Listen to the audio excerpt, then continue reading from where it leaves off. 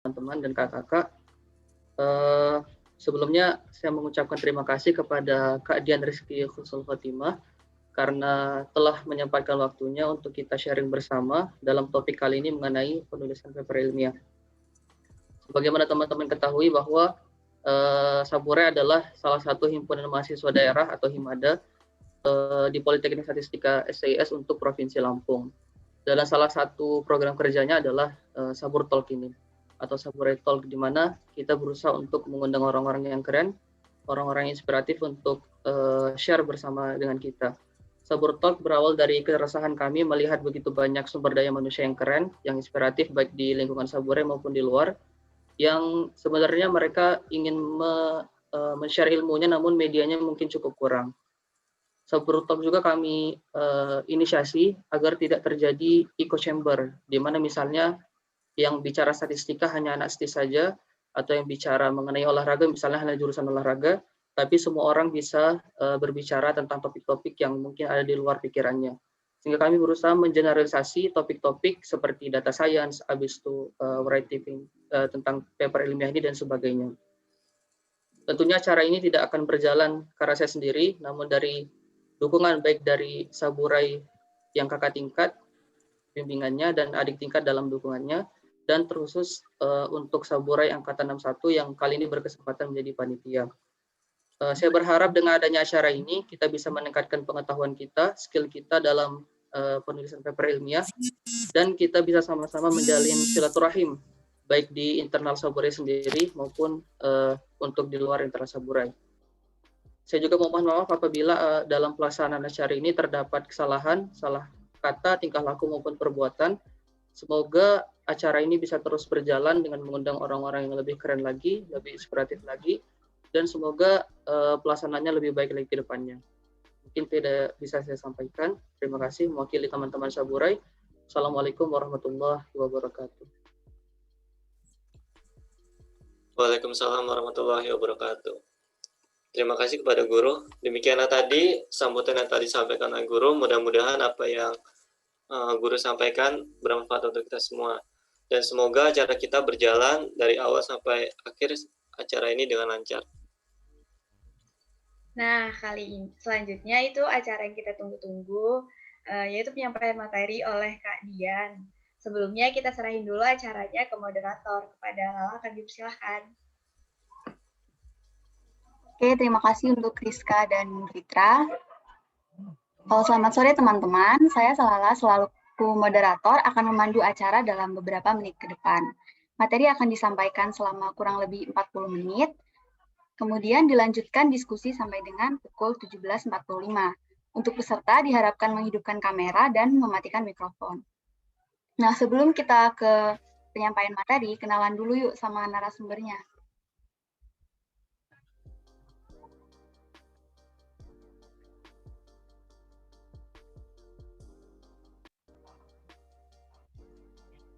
Nah, ini ada CV dari Kak Dian. Kak Dian Rizky Husnul Khotimah adalah seorang data analis, sistem developer, dan matematik statistik private teacher. Pendidikan terakhir Kak Dian adalah D4 Komputasi Statistik Politeknik Statistika STIS, dan Kak Dian ini merupakan lulusan terbaik dengan IPK terbaik dan IPKM terbaik. Untuk pengalaman organisasi 3 tahun terakhir, ada IT Sistem Kolaborasi dan Komunikasi PKL 58 STIS, lalu ada Vokti PTK dan Desen STIS. Kemudian untuk pencapaiannya ada banyak sekali ya teman-teman. Untuk 3 pencapaian terakhir ada juara kedua paper competition Logika UI tingkat nasional, kemudian ada best paper di 2020 EJAVEC Forum and Conference by East Java Indonesian Bank tingkat nasional tahun 2020, dan kemudian ada juara ketiga First Hackathon BPK by Badan Pemeriksa Keuangan kategori profesional tingkat ASEAN 2021. Oke, langsung saja. Kak Dian, gimana kabarnya, Kak? Halo, Assalamualaikum teman-teman semua. Alhamdulillah baik. Kegiatannya ngapain, Kak, akhir-akhir ini? Karena ini kan masih nunggu penempatan ya paling ngajar terus baca-baca gitu. Oke. Kayaknya ini pesertanya udah pada nungguin nih Kak, jadi bisa dimulai aja sekarang materinya. Silakan Kak. Oke, siap. Bisa tolong diaktifin share screen-nya? Saya mau share screen.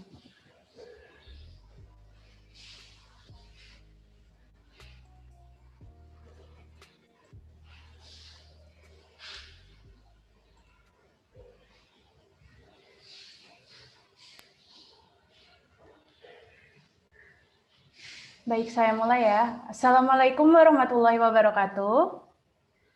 Waalaikumsalam warahmatullahi wabarakatuh. Waalaikumsalam warahmatullahi wabarakatuh. Nah, jadi ada suatu ungkapan nih dari Pramodyananta Thor yang mungkin kalian sudah tidak asing lagi dengan ungkapan ini, yaitu orang boleh pandai setinggi langit, tapi selama ia tidak menulis, ia akan hilang dari masyarakat dan dari sejarah.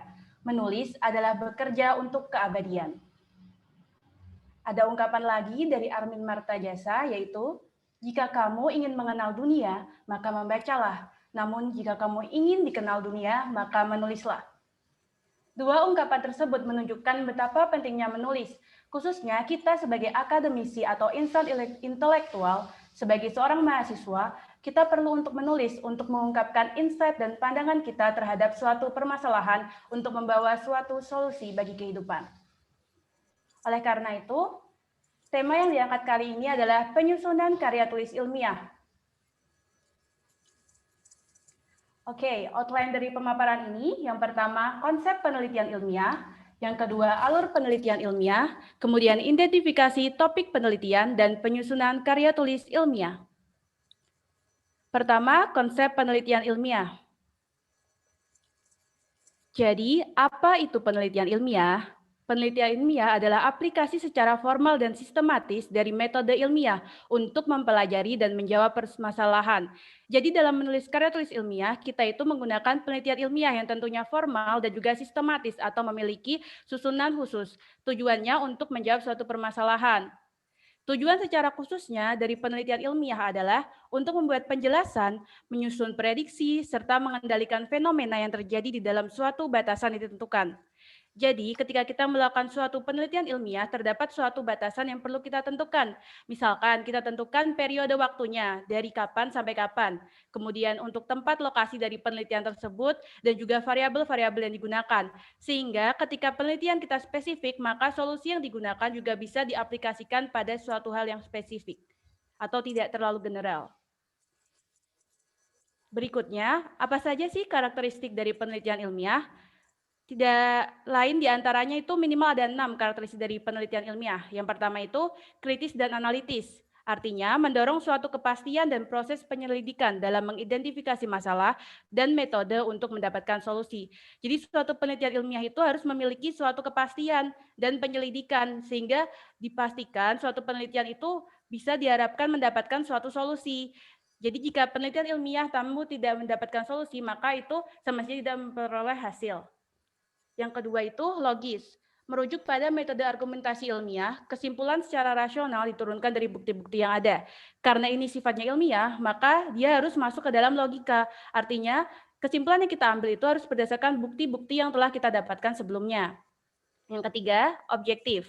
Hasil yang kita peroleh itu harus sama dengan hasil peneliti lain ketika kita melakukan pada hal yang sama. Misalkan pada percobaan ilmiah, misal di laboratorium nih, kita mencoba dengan suatu bahan yang sama dengan peneliti lain, maka hasilnya itu akan sama. Itu dikatakan objektif. Bukan subjektif atau sebaliknya. Subjektif itu jika hasil yang diperoleh itu berdasarkan pandangan dari peneliti itu sendiri. Yang keempat, konseptual dan teoritis. Artinya, ilmu pengetahuan mengandung arti pengembangan struktur konsep dan teori untuk menuntun dan mengarahkan upaya penelitian. Jadi dalam suatu penelitian ilmiah itu biasanya kan ada bab khusus untuk landasan teori atau rujukan. Nah, di situ harus menjelaskan teori-teori sebelumnya. Nah, yang kelima itu ciri penelitian ilmiah adalah empiris, artinya bersandar pada realitas. Jadi yang kita ungkapkan itu harus sesuai dengan kenyataan yang ada di masyarakat. Dan yang keenam adalah sistematis, artinya memiliki prosedur yang cermat dan mengikuti aturan tertentu yang baku. Berikutnya, alur penelitian ilmiah. Berikut adalah flowchart dari alur penelitian secara umum. Yang pertama itu merumuskan masalah atau pertanyaan penelitian.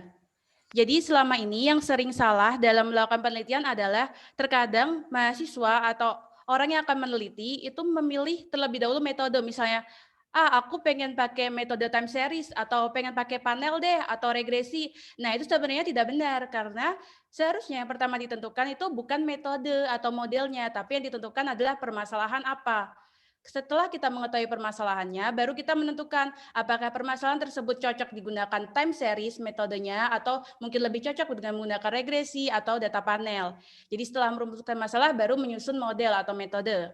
Setelah itu baru mendapatkan data. Kita setelah mengetahui permasalahannya apa, model yang digunakan cocoknya apa, lalu kita mencari datanya. Setelah itu dari data yang dimiliki, maka dilakukan pencarian solusi melalui running model yang telah ditentukan sebelumnya. Setelah didapatkan solusi, maka dilakukan pengujian solusi apakah telah memenuhi asumsi-asumsi yang ada. Ketika kita melakukan pengujian solusi dan ternyata dia tidak terpenuhi, maka mungkin model yang cocok bukan model yang kita gunakan itu, mungkin harus menggunakan model lain sehingga dapat kembali pada tahap penyusunan model. Tetapi jika pengujian solusi itu telah benar atau telah memenuhi asumsi, maka bisa dilanjutkan ke penganalisan hasil. Penganalisan hasil adalah menginterpretasi dari model yang dihasilkan.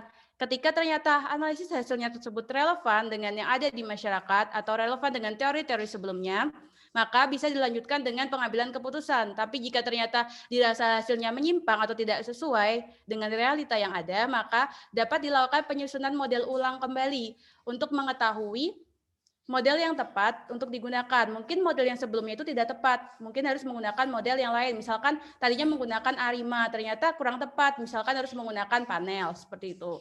Nah, setelah ternyata sudah tepat penganalisan hasilnya, maka dilakukan implementasi hasil pengambilan keputusan.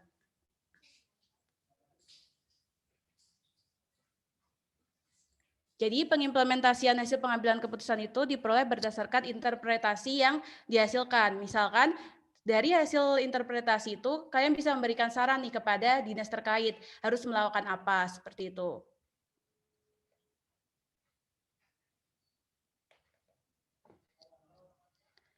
Berikutnya, yang ketiga adalah identifikasi topik penelitian.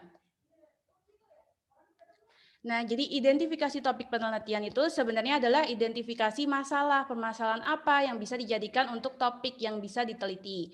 Pada umumnya, identifikasi masalah dilakukan dari permasalahan umum yang berhubungan dengan keahlian yang dipunyai dan menarik untuk dipecahkan. Permasalahan yang berhubungan dengan keahlian yang dipunyai, misalkan anak statistika ekonomi, berarti kan keahliannya lebih ke ekonomi, berarti permasalahan yang diselesaikan biasanya berhubungan dengan ekonomi, misalkan inflasi, harga barang, dan yang lainnya. Kalau misalnya yang pendudukan nih, misal berarti menganalisis kependudukan, misal survival analysis, dan yang lainnya. Jadi disesuaikan dengan keahlian yang dipunyai, agar ketika proses jalannya penelitian itu, peneliti benar-benar menguasai metode dan teori yang diperlukan. Lalu menarik untuk dipecahkan, permasalahan itu harus yang terbarukan dan memang membutuhkan solusi.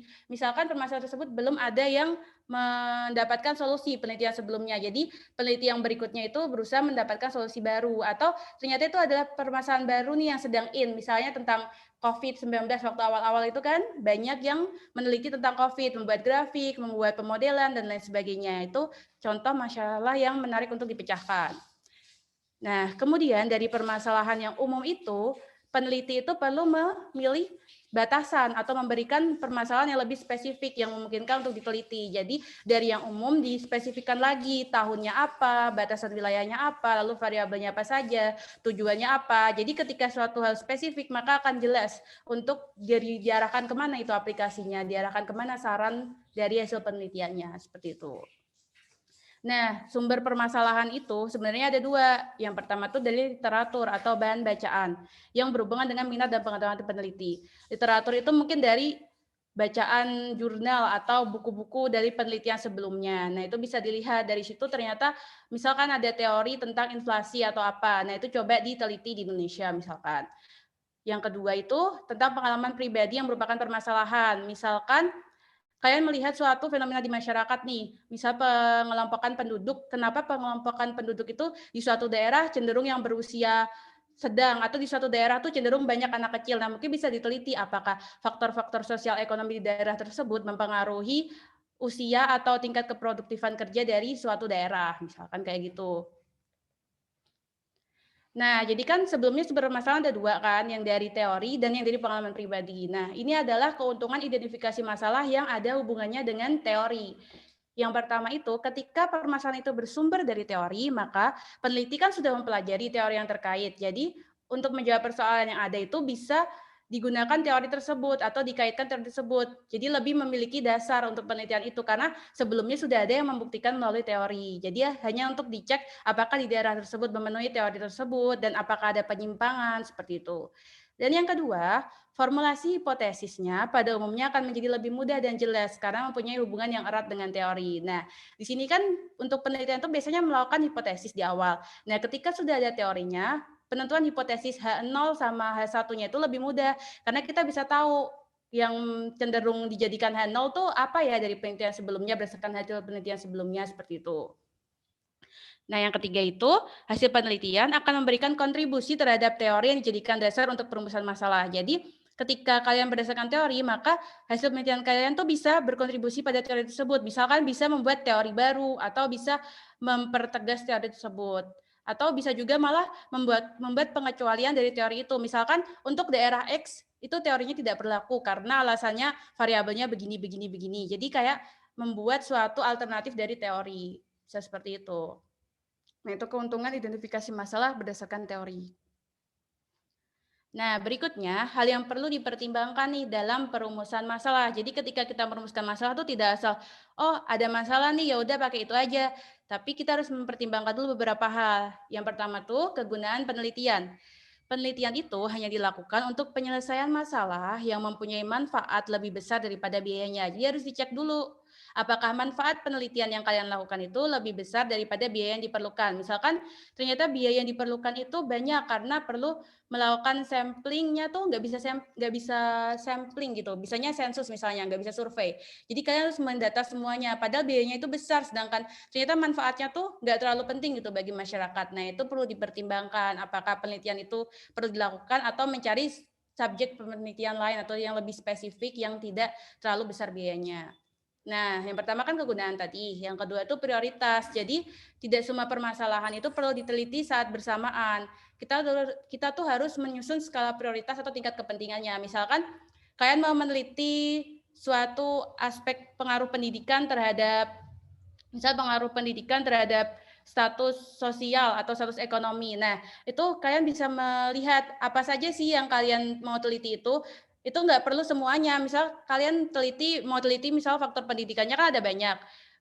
Nah, itu misal kalian mau teliti nggak semuanya nih, nggak kuliah SMA, SD, SMP, tapi misal kalian mau teliti langsung kalian kelompokkan SD, SMP, SMA tuh jadi satu kelompok, lalu kuliah S1 tuh satu kelompok, S2, S3 satu kelompok. Jadi tidak perlu kalian spesifikkan secara bersamaan kalian pisah per kelompok itu. Bisa jadi kan tidak kelihatan justru. Bisa kalian kelompok-kelompokkan lebih kecil lagi sehingga prioritasnya lebih kelihatan. Misal kalian mau melihat kelompok yang lebih besar S2 dan S3. Nah, jadi kalian fokus ke situ aja, nggak usah fokus ke yang kelompok-kelompok lain gitu. Jadi prioritasnya perlu ditentukan, batasan-batasannya seperti itu. Nah, yang ketiga itu kendala waktu dan dana. Ini masih berhubungan sama yang pertama tadi. Dari kegunaan penelitian itu kita perlu melihat kendala waktu sama dananya. Apakah waktu penelitian itu, pengumpulan datanya itu cepat atau lambat. Misalkan ternyata lama nih, maka perlu dibuat solusi yang lebih baru. Misal karena lama kalau menggunakan kuesioner biasa, misal bisa menggunakan Google Form atau menggunakan survei CAPI. Nah, terus kemudian dana, ketika dananya ternyata kurang, bisa dilakukan resampling atau penurunan sampel. Misal sampelnya tuh bisa diacak lagi, terus diambil sampel yang lebih kecil. Jadi biar dananya itu tidak terlalu besar. Atau mungkin dari yang tadinya menggunakan sampel yang acak bisa digunakan stratifikasi atau clustering gitu. Nah, yang keempat adalah dapat diselidiki. Jadi kalian perlu memastikan apakah penelitian kalian itu bisa dilakukan atau enggak. Misalkan ada batasan dari aparat. Misal penelitiannya sebenarnya bisa dilakukan, cuman ada karena faktor keamanan berbahaya atau seperti apa, jadi tidak diizinkan. Itu perlu diteliti. Kira-kira diizinkan atau tidak untuk meneliti hal tersebut. Lalu bisa juga penelitiannya sebenarnya boleh, tapi ternyata tidak ada dasar teori sebelumnya, sehingga mungkin ketika diajukan kan tidak bisa mengetahui apakah ini udah benar nggak sih hasilnya, karena nggak pernah ada yang meneliti sebelumnya. Nah, itu perlu dicek lagi apakah ada alasan teorinya, apakah penelitian itu diizinkan di masyarakat, seperti itu. Nah, dan yang terakhir itu kemampuan peneliti. Jadi, ketika kalian melakukan penelitian, paling penting itu menyesuaikan dengan kemampuan kalian. Jadi, jangan dipaksakan, misal kalian S1 nih, terus coba neliti pakai metode S3. Nah, itu kan terlalu tinggi. Nah, ketika kalian mencoba melakukan itu, bisa jadi malah hasil penelitian kalian itu tidak sesuai atau berhenti di tengah jalan. Nah, lebih baik tuh jika metode yang kalian kuliahkan itu yang lebih familiar atau kalian kuasai, seperti itu. Nah, setelah tadi tahu apa itu penelitian ilmiah, lalu bagaimana alur umumnya, di mana kita harus pertama menentukan permasalahannya atau mencari permasalahannya, bukan menentukan modelnya. Terus kita udah tahu juga nih bagaimana identifikasi topik permasalahannya, bagaimana melihat topik di masyarakat, bagaimana mengatasi kendala dana, kendala waktu, dan yang lainnya. Nah, kita masuk ke intinya nih, yaitu penyusunan karya tulis ilmiah. Ketika kita sudah memiliki dasar topik penelitian apa yang akan diteliti, maka kita dapat melakukan penyusunan karya tulis ilmiah kan. Tahapan penulisan dari karya tulis ilmiah itu, yang pertama itu adalah tahap persiapan. Nah, persiapan itu dimulai dari pemilihan topik seperti yang telah dijelaskan sebelumnya, bahwa topik itu harus yang kita kuasai atau dikuasai oleh peneliti, lalu kalau bisa yang baru. Jadi itu memang masalah yang lagi yang lagi dibutuhkan solusinya oleh masyarakat, lalu menarik untuk diselesaikan dan juga pastinya bermanfaat atau diperlukan oleh masyarakat. Yang kedua, setelah kita memiliki topik, kita harus melakukan pembatasan topik. Seperti ciri yang sebelumnya diberikan itu kan tidak boleh terlalu general ya. Tidak bisa kita meneliti semua hal. Kita harus melakukan pembatasan. Variabel-variabel apa saja yang digunakan, lalu tahunnya bagaimana, wilayah cakupannya bagaimana. Nah, itu di pembatasan topik. Yang ketiga ada pengumpulan pustaka. Jadi sebelum kita melanjutkan penelitian topik tersebut, kita harus mengetahui apakah sebenarnya ada nggak sih teori sebelumnya atau penelitian sebelumnya yang bisa dijadikan landasan dari topik kita. Atau sebenarnya topik kita tuh udah pernah ada yang neliti belum sih? Atau jangan-jangan yang kita teliti itu ternyata sama dengan penelitian sebelumnya. Nah, itu harus dicek dari pengumpulan pustaka. Nah, selanjutnya kita perlu menentukan tujuan dan maksud dari penelitian kita. Tujuannya apa? Tujuan 1, tujuan 2, tujuan 3, dan seterusnya.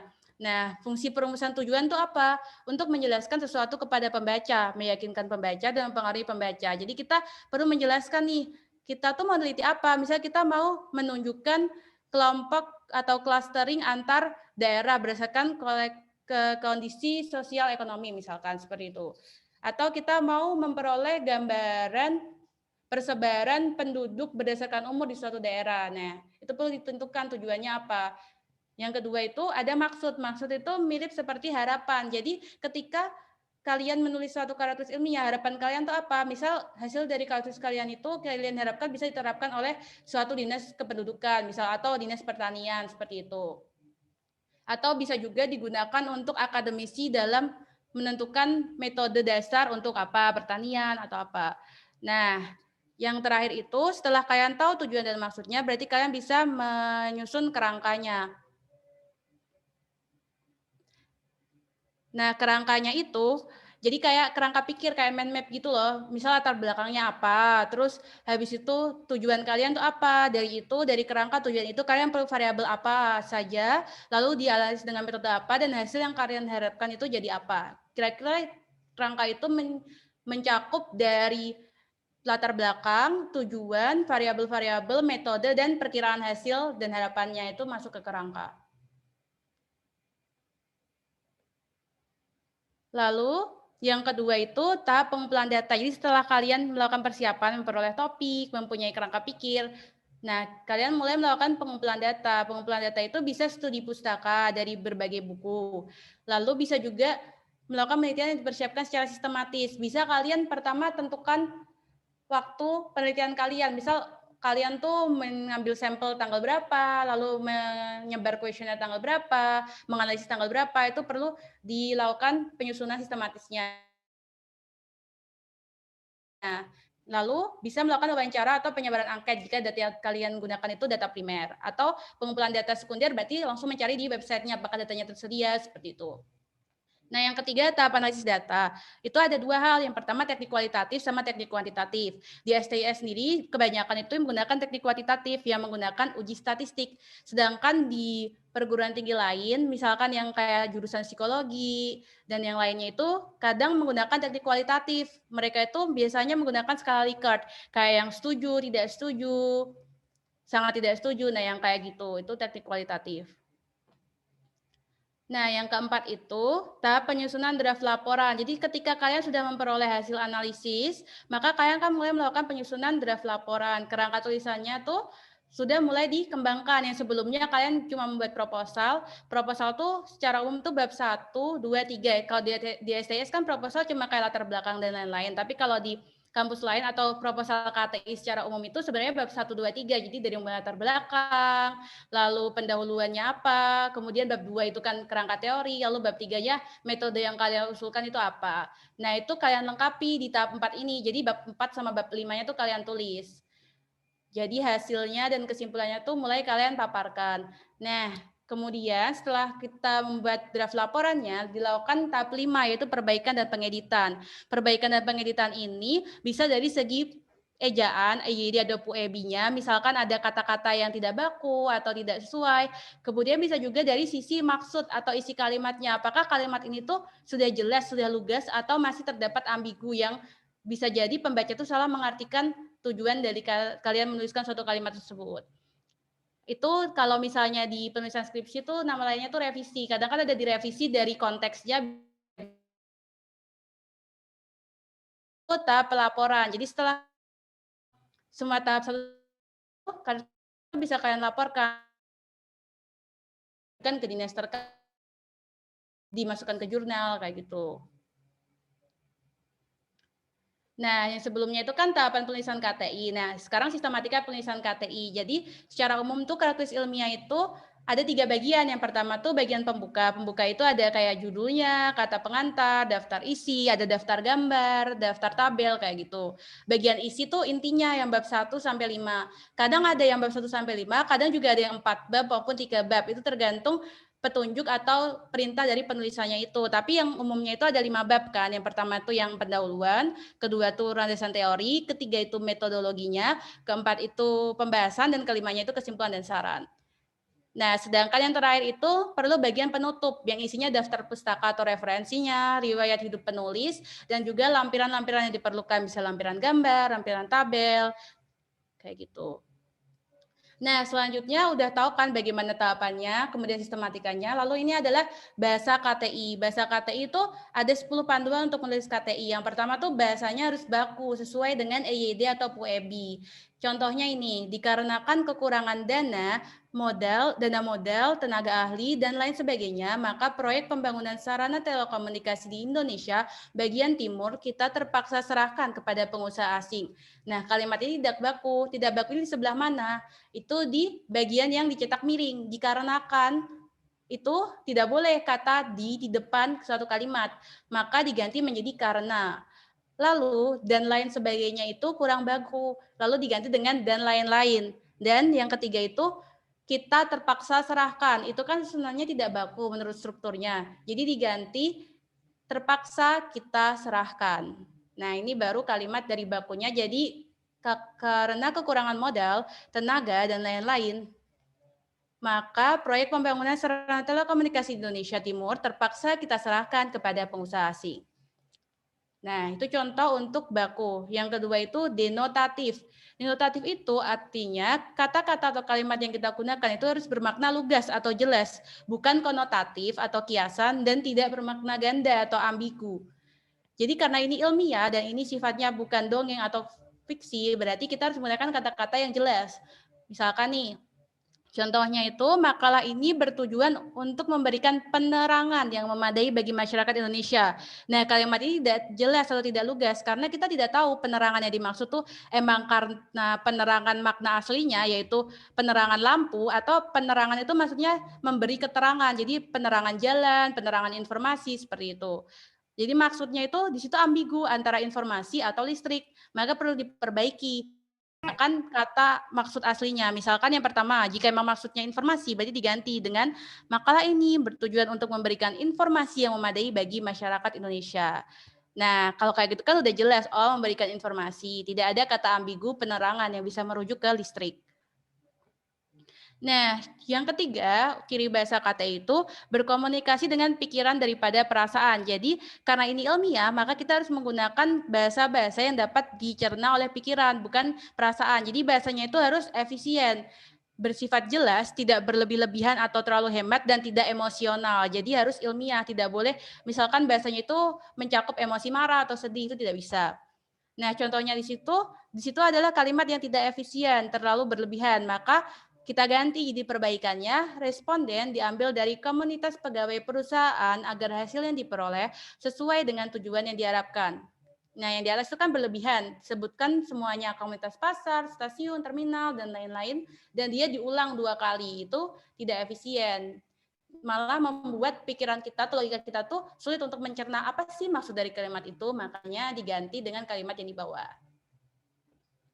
Selanjutnya, unsur bahasa yang keempat itu adalah kohesif. Kohesif itu artinya tercipta hubungan gramatik antara unsur-unsur baik dalam kalimat maupun alinea, sehingga antara satu alinea dan alinea yang lain bersifat padu, sehingga digunakan alat penghubung seperti kata penunjuk dan kata penghubung.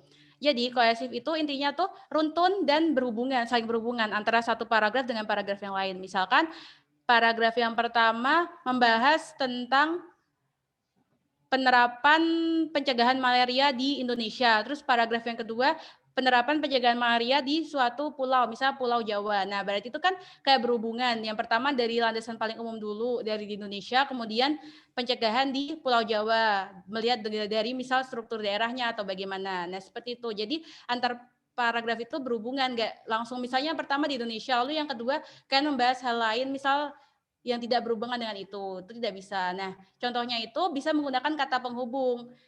Kalau misalnya antar kalimat atau antar paragraf itu bisa menggunakan kata penghubung. Misalkan berdasarkan latar belakang sebelumnya atau berdasarkan hasil sebelumnya, misal kayak gitu. Jadi antar kalimat itu nyambung, antar paragraf juga.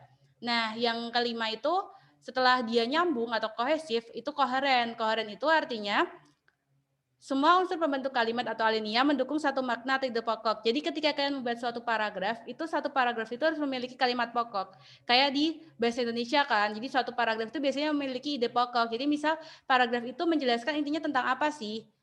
Bukan kayak misalnya kalimat-kalimat yang beda terus disatuin terus gak jelas itu paragrafnya bahas apa. Tapi harus memiliki satu ide pokok tertentu. Misalkan paragraf itu menjelaskan penyebab malaria atau paragraf itu menjelaskan sebaran malaria di suatu daerah. Nah, jadi nanti kalimat-kalimatnya juga terstruktur menjelaskan ide pokok tersebut. Nah, setelah yang keempat itu adalah saling menyambung atau kohesif, yang kelima itu koheren atau memiliki satu ide pokok, yang keenam itu mengutamakan kalimat pasif. Jadi kalau di suatu kata itu lebih baik menggunakan kalimat pasif agar terlihat lebih formal dan sistematis. Misalkan di contohnya itu kan awalnya menggunakan penulis melakukan penelitian ini di laboratorium. Itu kan kalimat aktif. Nah, sebaiknya diganti dengan kalimat pasif. Misalkan, penelitian ini dilakukan di laboratorium. Nah, itu lebih terlihat formal. Nah, yang ketujuh itu konsisten. Konsisten dalam segala hal, misalnya dalam penggunaan istilah, singkatan, tanda-tanda, dan juga penggunaan kata ganti diri. Jadi, ketika kalian menggunakan kata ganti penulis, maka setelah itu, setiap kalian menyebutkan diri kalian, maka kalian menggunakan kata ganti penulis, sehingga pembaca itu konsisten, paham, oh ternyata penulis yang dimaksud itu ya penulis peneliti itu, misalkan. Nah, yang ke-8 itu logis. Ide atau pesan yang disampaikan melalui bahasa Indonesia ragam ilmiah dapat diterima akal. Jadi, karena ini ilmiah, maka harus dapat diterima akal. Misalkan, contohnya itu kan untuk menghemat waktu, analisis dilakukan secara serentak oleh tim peneliti. Ini itu tidak logis. Kenapa? Karena waktu itu tidak bisa dihemat. Makanya diperbaiki, karena waktu itu bisanya diefektifkan, maka diganti jadi, untuk mengefektifkan waktu, analisis dilakukan secara serentak oleh tim peneliti. Nah, itu lebih logis. Unsur yang ke-9 itu efektif. Ide yang diungkapkan sesuai dengan ide yang dimaksudkan baik oleh penutur atau oleh penulis maupun oleh penyimak atau pembaca. Jadi kalimat efektif seperti yang diajarkan di bahasa Indonesia, kalimatnya itu tidak berbelit-belit dan memiliki satu ide pokok. Jadi kalimat yang digunakan dalam bahasa kata itu harus efektif atau tidak berlebihan juga. Ini ada hubungannya dengan yang efisien sebelumnya. Nah, selain itu, yang ke-10 itu adalah kuantitatif. Karena ini ilmiah, jadi apa yang kita maksudkan dalam suatu kalimat yang kita tuliskan itu harus jelas. keterangan yang dikemukakan pada kalimat itu harus diukur secara pasti. Nggak boleh pakai kata banyak, sedikit, kira-kira. Nah, itu nggak boleh kayak di contohnya tuh. Dalam pengumpulan data diperlukan responden yang cukup banyak. Cukup banyak itu kan berapa? Tidak jelas kan? Tidak boleh dalam KTI. Jadi harus dijelaskan. Misalkan perbaikannya menjadi dalam pengumpulan data diperlukan responden 100 orang. Nah, itu kuantitatif jelas. Oh, 100 orang. Jadi kayak gitu cirinya bahasa dari KTI. Nah, sekian yang dapat saya sampaikan. Terima kasih. Apakah ada pertanyaan? Wah, keren banget nih, Kak. Jadi nambahin insight baru nih tentang scientific paper. Nah, untuk teman-teman yang ingin bertanya, bisa raise hand kemudian ditunjuk, atau pertanyaannya bisa disampaikan di kolom chat. Silakan.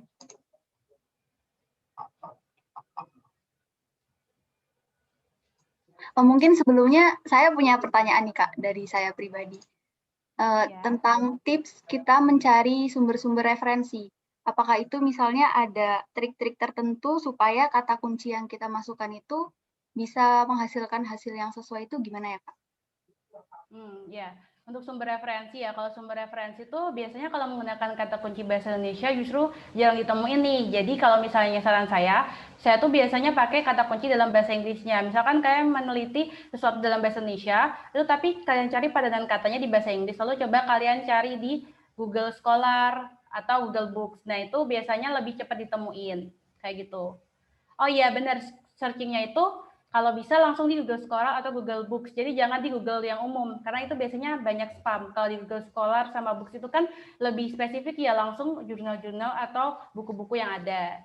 Dan yang itu, yang pertama tuh carinya langsung di spesifik websitenya, Google Scholar atau Google Books. Dan yang kedua itu bisa menggunakan kata bahasa Inggris. Nah, itu kalau versi gratisnya. Atau kalau misalnya, biasanya kan ada juga jurnal-jurnal yang itu ya, bajakan. Nah, kayak gitu. Tapi kalau saya biasanya pakai yang resmi di Google Scholar sih. Biasanya ada juga kok yang bagus, yang gratis di situ. Pakainya bahasa Inggris tapi cari biasanya. Ini mukanya sangat. Udah? Oke, Kak, makasih. Oh ya, ini ada pertanyaan lagi di chat. Izin bertanya, Kak, apakah boleh ditunjukkan mengenai paper yang pernah Kakak buat seperti yang didaftarkan di lomba-lomba yang pernah Kakak ikuti? Boleh nggak nih, Kak? Bentar ya, kayaknya filenya jauh deh. Kakak cari dulu ya.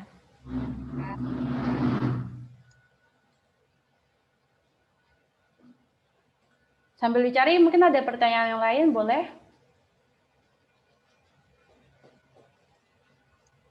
Ada lagi nih, Kak, di chat. Cara nentuin tema yang cocok supaya kita nggak kehabisan ide. Kadang udah nemu tema, tapi di tengah-tengah itu kehabisan ide untuk melanjutkan KTI-nya. Itu gimana, Kak? Cara mencari tema yang cocok. Nah, yang pertama tuh kan kalian cari dulu kan yang lagi topik yang pengen kalian teliti itu apa. Nah, itu kalau bisa yang baru dan yang belum yang baru dan belum ada sebelumnya. Misalkan kalian mau menemukan faktor yang mempengaruhi apa. Nah, itu kalian cari dulu pertama di internet sumber referensinya. Kira-kira apa sih faktor-faktor yang mempengaruhi suatu hal yang mau kalian teliti itu? Apakah udah pernah diteliti atau belum? Nah, terus kalau misalnya kalian mau membuat penelitian kalian itu terbarukan, kalau bisa kalian menambahkan dari beberapa referensi. Misalkan referensi pertama menggunakan 3 variabel nih, 3 variabel ABC. Terus referensi kedua menggunakan DEF. Nah, kalian bisa gabungkan tuh ABC DEF-nya itu. Nah, jadi penelitian kalian itu kan lebih lengkap dan lebih lebih terbarukan dari yang sebelumnya karena kalian menggunakan lebih banyak variabel. Nah, misal kayak gitu. Nah, terus untuk biar kalian tetap di dalam penelitian kalian itu yang pertama itu sih, mending pilih topik-topik itu yang sesuai atau yang sering kalian teliti. Misalkan kalian biasanya lebih suka time series nih, berarti kalian cari topik-topik yang kira-kira bisa diselesaikan oleh time series. Atau kalian lebih suka regresi, kalian menggunakan yang regresi. Karena biasanya kalau kita udah suka atau sesuai dengan topik dan metodenya, biasanya akan kita lanjutin nih. Dan kalau bisa kalian buat timeline-nya nih, jadi biar jelas, oh tanggal segini cari referensi, tanggal segini cari data, tanggal segini penelitian. Nah, kayak gitu. Jadi lebih terprogram di penelitian itu. Dan kalau misalnya yang efektif banget sih, kita coba, misal ada LKTI nih, lomba LKTI Jambore yang di mana gitu kan, ada kan kemarin Jambore yang diadain sama universitas di Kalimantan itu kan, misalnya ada kayak gitu, kalian coba ikut aja. Ketika kalian ikut suatu lomba, berarti kan kalian kayak bertanggung jawab gitu, harus menyelesaikan apa yang kalian buat, apalagi kalau lombanya itu berbayar. Biasanya kalian bakal terus berada di penelitian itu sampai hasilnya itu jadi. Kayak gitu sih. Kalau biasanya Kak gitu. Baik, Kak, terima kasih.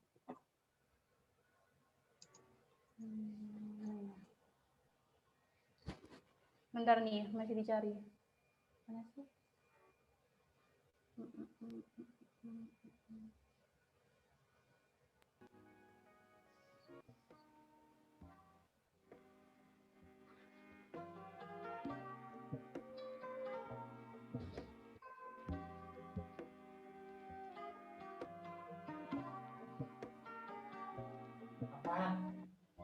Ini ya.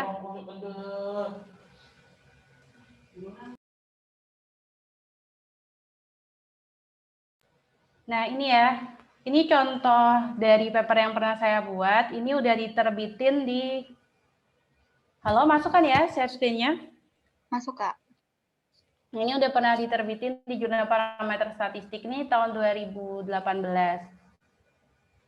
Nah, ini tentang pemodelan clustering dan analisis data spasial, karakteristik kesejahteraan di Provinsi Aceh beserta inovasi sistem informasi UMKM dalam rangka mempersiapkan bonus demografi. Jadi temanya di sini itu adalah bonus demografi 2030.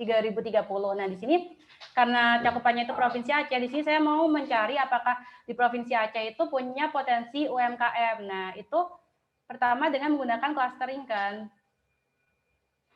Nah, jadi clustering, jadi kalian, kalau di sini saya tuh menggunakan memperbandingkan beberapa metode. Nah, kalau misalnya kalian membuat karya tulis itu juga sebaiknya kayak gitu, ada beberapa metode, jadi bisa dilihat metode mana yang bagus. Kayak di sini, kayak kan menggunakan clustering yang menggunakan dendrogram. Di sini dilihat apakah hasil clustering dengan menggunakan single linkage, average linkage, dan complete linkage, mana yang paling bagus. Nah, ketika udah ditemukan mana yang paling bagus, misalnya di sini yang paling bagus itu complete linkage.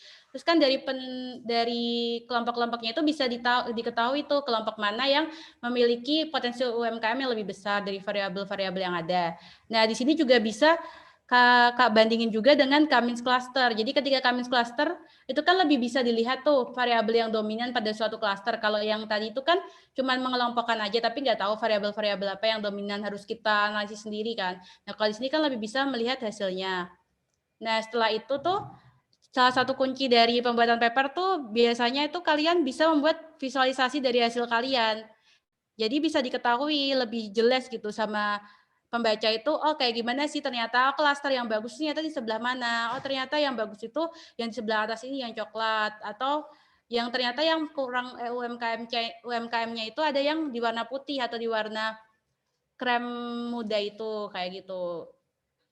Nah, terus jangan lupa di terakhir itu sebaiknya dikasih saran. Kayak di sini saya memberi saran penciptaan UMKM karena di situ kan UMKM-nya kan masih tidak tersambung kan antar daerah dengan daerah lain. Jadi kayak misalnya mau pemesanan atau mau pengiriman itu lebih susah. Nah, di sini ada UMKM yang bisa untuk pemesanan, pengiriman, kemudian ada seminar antar daerah. Jadi UMKM itu bisa lebih terkontrol oleh dinas terkait. Jadi bisa memajukan UMKM secara bersamaan. Jadi kuncinya yang pertama itu analisis sebaiknya tuh menggunakan perbandingan 1 atau 2 metode. Jadi bisa dilihat yang paling bagus yang mana. Terus visualisasinya jangan lupa bisa kayak gini, bisa juga bar chart atau line chart biasa. Terus bisa dikasih solusi di akhirnya kayak gitu. Ini nggak harus kayak gini, bisa aja solusinya misal kalian perlu nih ada sistem misal sistem ada grup kelompok belajar bersama antar UMKM itu bisa kalian nanti tinggal buat bagannya. Misal UMKM di suatu daerah tuh bisa bekerja sama sama universitas misalnya di Aceh itu tuh bisa memberikan penyuluhan atau apa di daerah. Terus misal kalian bisa buat jadwalnya kira-kira sebulan sekali atau apa dibuat penyuluhan. Nah itu bisa dijadikan saran kayak gitu. Wah keren banget nih Kak. Oh ya tadi kayaknya ada yang raise hand. Akila Darwin. Ya, boleh silakan. Izin bertanya, Kak. Maaf, nggak bisa on cam ya, Kak. Ya. Kalau output dari suatu penulisan itu harus berupa solusi tadi, seperti UMKM itu, atau boleh hanya kayak misal menemukan pola yang unik, terus sebenarnya pola ini bisa dikembangkan menjadi sebuah solusi, tapi nggak sampai ke solusinya gitu, Kak. Kayak kita mintanya solusi itu ditemukan oleh peneliti lain gitu. Bisa. Jadi itu kalau misalnya dari kamu sebutkan itu kan berarti lebih ke insight kan. Insight-nya kalau bilang di sini tuh polanya tuh kayak gini loh, polanya tuh meningkat atau polanya tuh menyebar di daerah utara misal kayak gitu boleh. Itu insight kan. Nanti di sarannya kalian bisa bilang berdasarkan insight tersebut berarti pengelompokan itu perlu diteliti lebih lanjut. Bagaimana cara membuat pengelompokan itu tidak hanya terpusat pada suatu daerah tapi lebih menyebar ke daerah lain ikut memiliki UMKM yang bagus. Bisa kalian sebutkan kayak gitu. Pokoknya tuh dari yang kalian dapatkan insight itu perlu dikasih saran di bawahnya. Itu bisa saran untuk penelitian selanjutnya, bisa saran bagaimana yang harus dilakukan pemerintah kayak gitu. Jadi tidak harus berupa solusi real dalam bentuk sistem kayak gitu. Insight itu aja udah bagus. Pokoknya di sarannya itu perlu tambahan aja bagaimana lanjutan dari penelitian kalian. Misalkan untuk dinas terkaitnya kalian sebutin tuh harusnya kayak gimana. Misal dinas perlu melakukan suatu penyuluhan atau perlu melakukan penyebaran dari kelompok-kelompok itu kayak gitu. Boleh kok. Itu udah bagus kalau ada insight-nya bisa tahu pola kayak gitu. Terima kasih, Kak. Ya. Oke, kita lanjut ya, Kak. Jadi ini ada pertanyaan di chat. Sebelum merumuskan masalah, pasti kita harus punya wawasan yang luas dan pemikiran yang kritis. Nah, bagaimana tips agar wawasan kita luas dan mampu menghadapi permasalahan yang ada secara kritis? Gitu, Kak. Kayak gitu ya. Jadi kalau misalnya berpikir kritis itu kuncinya tuh banyak membaca sih. Membaca itu nggak harus dari jurnal kayak gitu sih. Bisa kan sekarang banyak media-media yang kita tuh bisa tahu topik yang lagi in. Misal bisa dilihat dari Twitter kayak gitu kan. Atau misal dari suatu website nih. Kan ada website tentang data science atau website tentang topik apa yang lagi itu. Biasanya dari luar negeri sih yang di website yang kayak berita-berita, portal berita kalau di Indonesia kan biasanya tidak jelaskan beritanya. Kayak jarang yang ada mencakup. Biasanya lebih ke berita-berita lokal, jarang ada yang mencakup tentang penelitian. Nah, itu bisa dicari di berita-berita yang luar negeri atau bisa juga dari website-website khusus. Atau kalau yang paling simpel nih, kan kalian anak zaman sekarang nih, kita tuh anak zaman sekarang kan biasanya suka scrolling media sosial. Nah, itu mungkin bisa yang lebih bermanfaat nih, bisa lihat di Twitter, mungkin bisa mengikuti akun-akun yang sering kayak klarifikasi atau menunjukkan oh gimana sih topik-topik kayak gini di Indonesia topik kayak gimana, topik-topik penelitian atau masalah apa saja yang lagi in kayak gitu. Nah, mungkin kalau misalnya memperkritis pemikiran tuh bisa lihat dari situ. Dan mungkin ketika kalian ada suatu permasalahan itu kalian coba oh kayak gini, terus kalian coba kayak bayangin kayak pikirin kayak misalnya kayak gitu cocoknya di gimana ini permasalahannya misalnya oh bisa nih di clustering kayaknya harus kalian coba aja running data simple cari data simple apa gitu di data-data di BPS, data di kementerian lain coba kalian running aja coba kalian apakah insight-nya itu bisa memenuhi hasil dari permasalahan itu. Jadi lebih ke praktek sih biar lebih kritis itu praktek selain membaca tuh ke prakteknya kalian coba langsung pecahin suatu masalah yang simpel-simpel aja. Misalnya visualisasi itu juga udah bisa. Oh, ternyata dari visualisasi ini tuh tahun-tahun ini tuh polanya naik loh, tapi tahun-tahun berikutnya tuh polanya turun. Nah, itu dari situ kalian juga udah bisa kritis, bisa lebih tahu gimana caranya mendapatkan insight kayak gitu.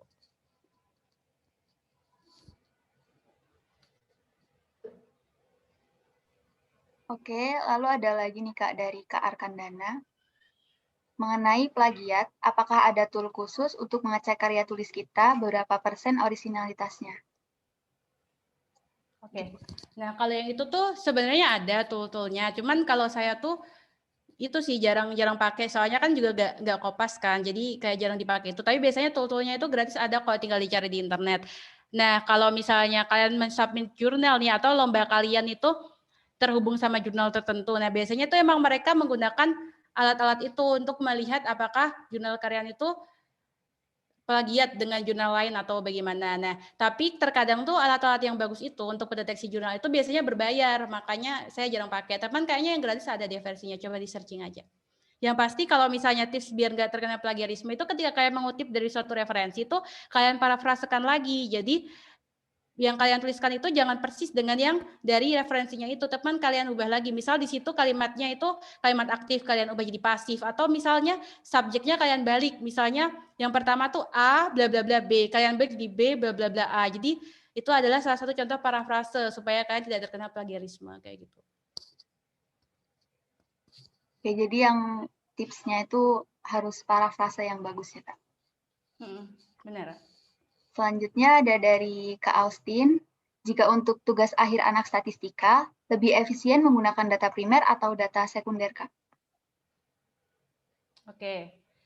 Kalau yang ini tergantung penelitiannya ya. Mungkin kalau misalnya data primer tuh kadang bisa menemukan insight yang baru kan. Cuman kekurangan data primer tuh ketika kita udah mengumpulkan, bisa jadi tuh data yang kita kumpulkan tuh tidak sesuai gitu. Misal ternyata respondennya ngisinya asal-asalan atau gimana, terus hasilnya jadi nggak bagus. Jadi kalau data primer tuh lebih berat di situnya sih.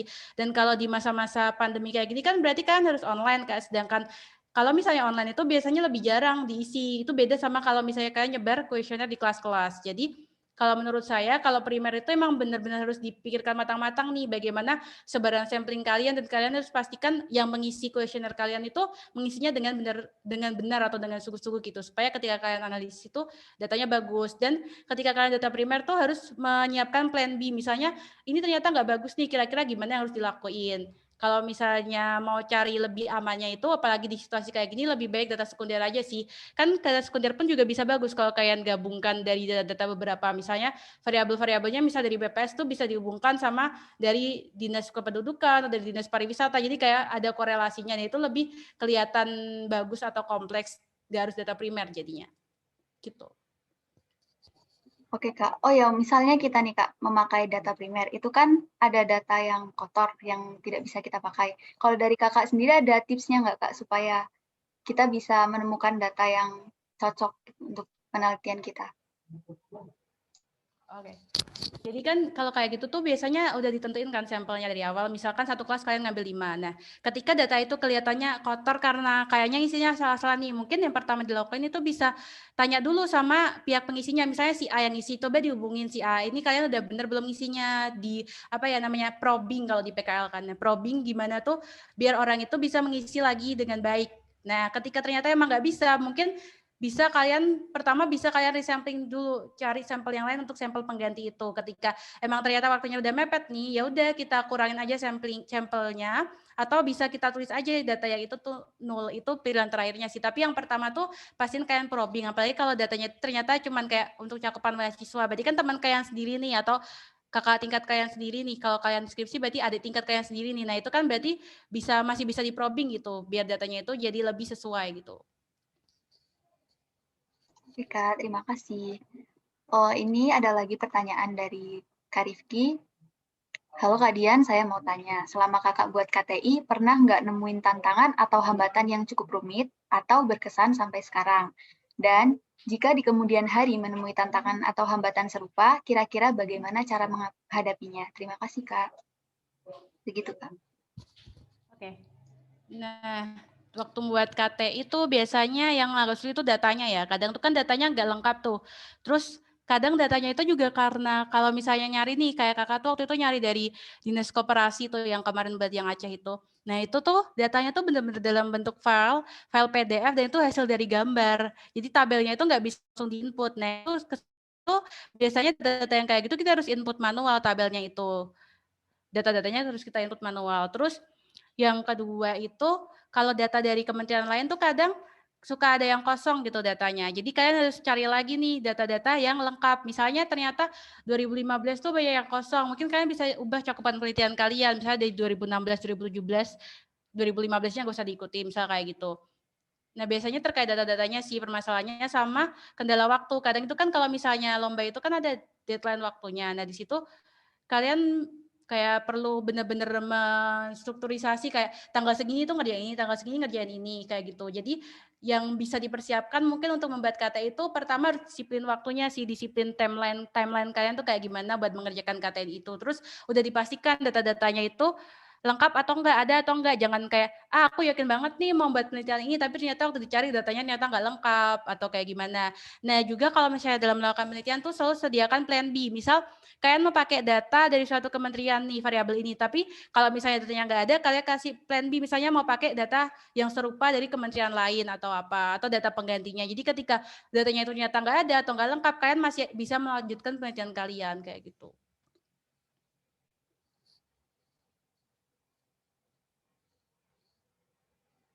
Oke Kak, oh ya ini ada lagi dari Kak Sopa. Biasanya kalau menentukan judul KTI dari tema yang susah saat lomba, itu tipsnya bagaimana supaya kita dapat ide dan apakah ada trik khusus yang kakak lakukan?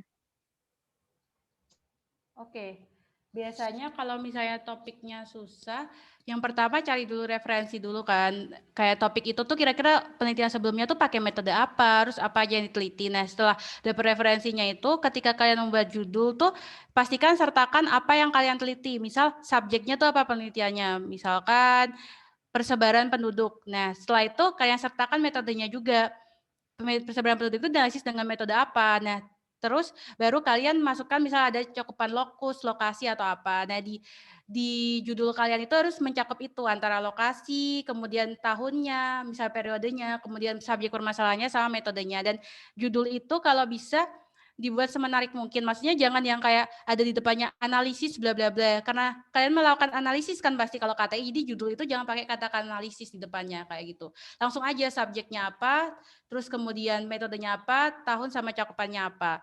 Dan kalau untuk mengetahui topik apa yang menarik, biasanya lebih cari referensi gitu. Jadi bisa tahu kira-kira yang bagus apa. Nah referensi sekali lagi tuh kalau topik-topik kayak yang susah gitu, biasanya cari yang berbahasa Inggris. Itu lebih lengkap biasanya metode dan yang lainnya.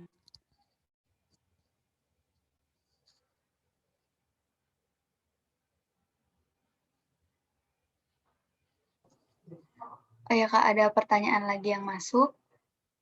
Yang pertama, apakah ada langkah efektif untuk mengerucutkan masalah yang masih terlalu general?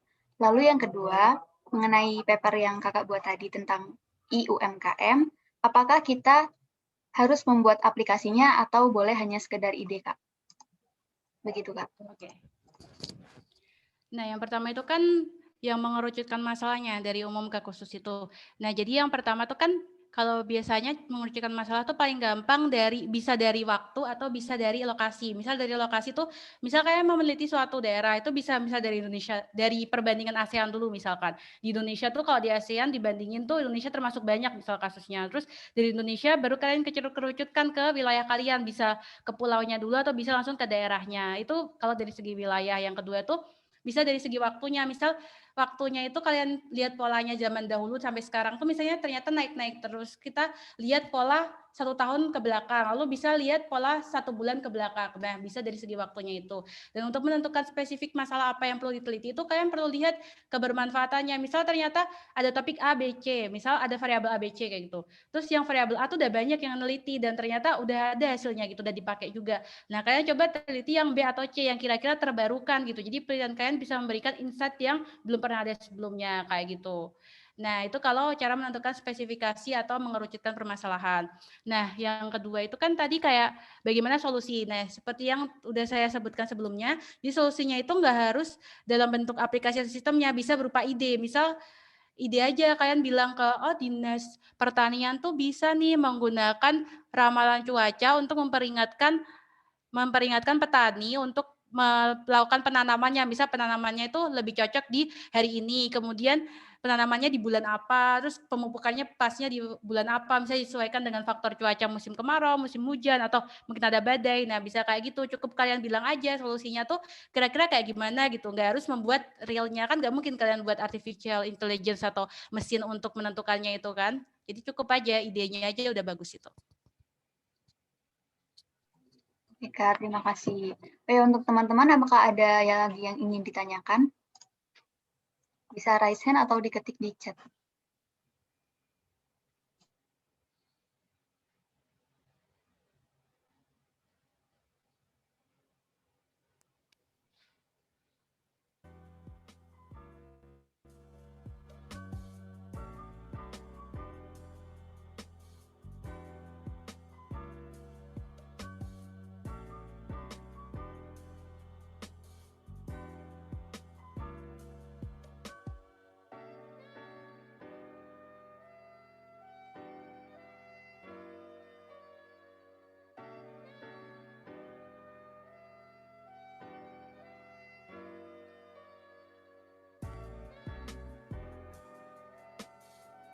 Itu ada yang raise hand itu si Rika.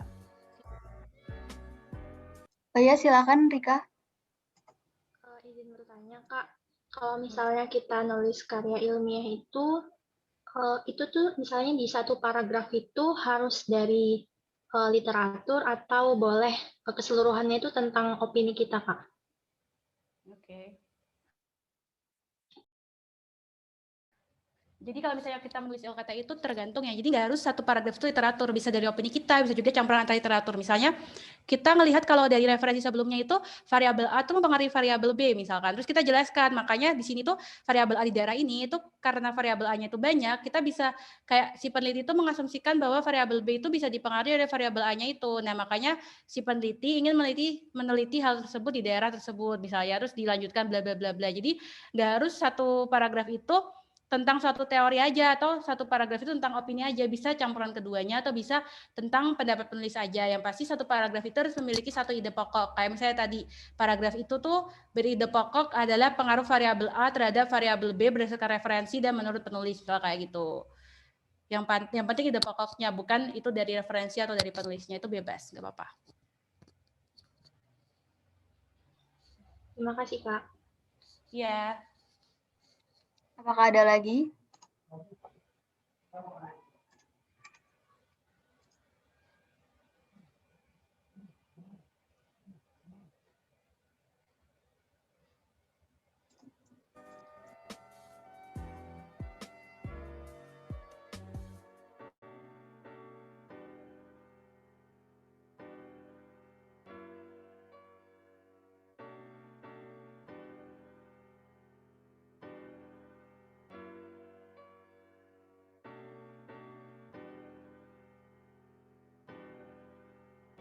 Mungkin karena sudah tidak ada yang bertanya, maka sesi diskusi berakhir sampai sekarang.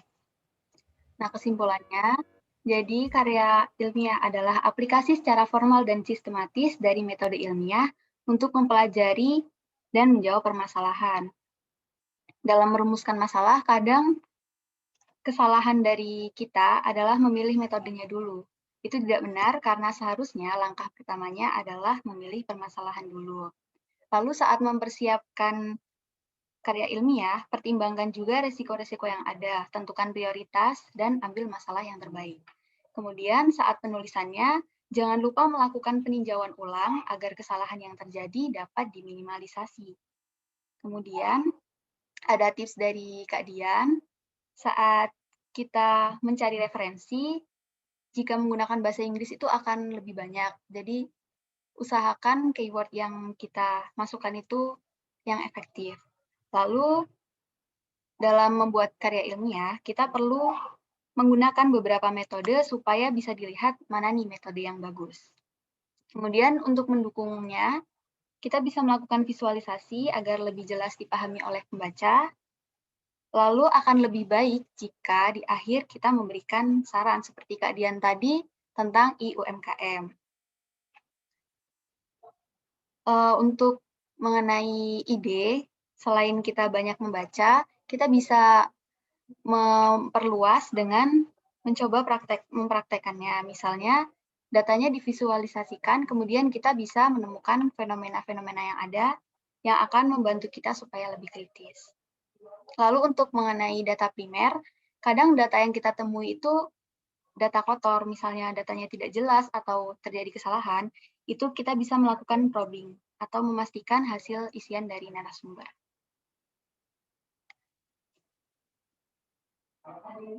Oke, terima kasih Kak Dian atas waktu yang telah diberikan. Materinya sangat bagus sekali. Sekian dari saya kembalikan ke MC.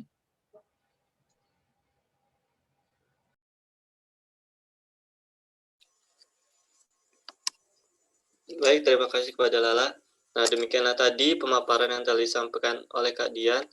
Mudah-mudahan apa yang Kak Dian sampaikan bermanfaat untuk kita semua dan berguna untuk kita saat ini dan untuk kedepannya. Dan juga bisa membantu kita untuk mengerjakan tugas kuliah kita, terutama untuk tingkat 2 yang saat ini ada mata kuliah TPKI. Maka sebelum kita ke acara selanjutnya, ini kami dari Saburai ada sedikit kenang-kenangan untuk kakak dalam bentuk sertifikat, Kak. Baik. Ya, mohon izin, mungkin saya mewakili teman-teman. Mungkin ini nggak seberapa bagi kakak ya dari sekian prestasi yang kakak dapatkan. Namun mudah-mudahan bisa menjadi menunjukkan rasa apresiasi kami terhadap kakak yang sudah bersedia untuk sharing bagi kami dan teman-teman. Untuk Kak, terima kasih. Ya, nggak apa-apa. Saya senang malah kalau bisa berbagi ilmu sama adik-adik sekalian. Jadi kan ilmunya nggak mandek di saya aja, nggak berhenti di saya aja. Semangat pokoknya buat adik-adik sekalian. Coba aja tulis apapun yang kalian punya di ide kalian tuh. Jangan cuma di pikiran aja, tulisin aja di notes dulu. Nanti siapa tahu habis itu bisa dilanjutin ke paper atau karya tulis ilmiah gitu. Semangat pokoknya.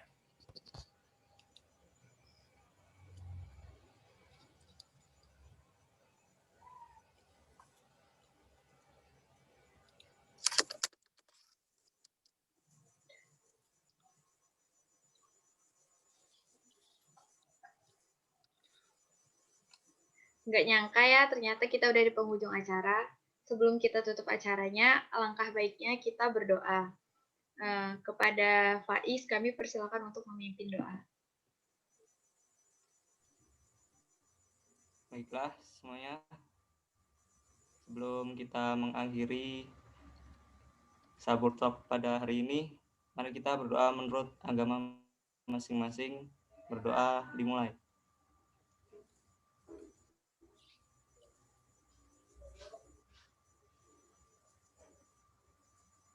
Berdoa selesai. Terima kasih kepada Faiz yang telah memimpin doa kita pada hari ini. Nah, untuk acara selanjutnya itu adalah sesi dokumentasi. Kepada yang bertugas kami persilahkan.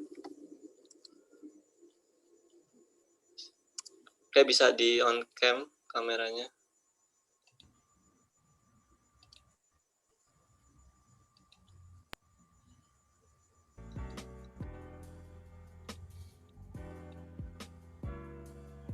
Silakan kepada yang bertugas.